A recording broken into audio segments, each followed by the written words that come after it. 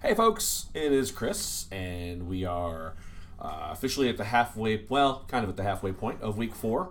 I just wanted to touch base and say great job with regard to the week 3 discussions and your analysis of the CRAP test and your sources that you're using for research. I saw a lot of great sources in there. I saw a lot of non-credible sources that were accurately identified as such, which was nice to see. I just wanted to say, I appreciate everyone's participation there.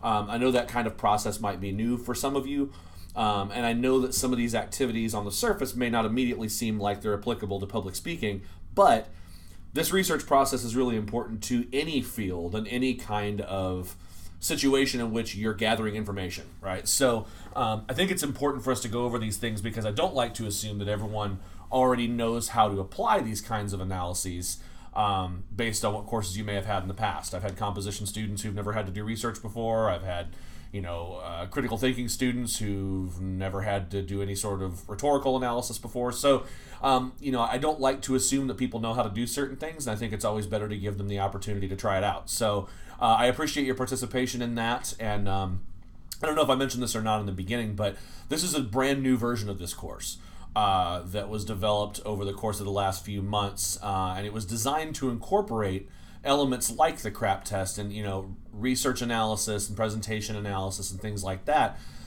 are obviously intrinsically linked to public speaking and the process of public speaking, but may not have been a part of the class before. And so some of the stuff is new, and so we're kind of giving it a shot to see how well it works and to see how valuable students find it, in terms of both how it's reflected in their grade and just feedback. So if you have any thoughts with regard to the things that we're working on from week to week and things like that, feel free to let me know. I'm more than happy to to discuss individual assignments or why we're doing certain things, or if you just want to say, hey, I loved this assignment, or hey, I found this assignment really hard, or whatever it is. I'm happy to hear that kind of thing because it really does help going forward as we work with future iterations of the class. So anyway, I just wanted to check in and say hello to everyone and say thank you again for your participation. Very detailed, insightful participation in the week 3 discussions. I hope everyone's week 4 is going well so far.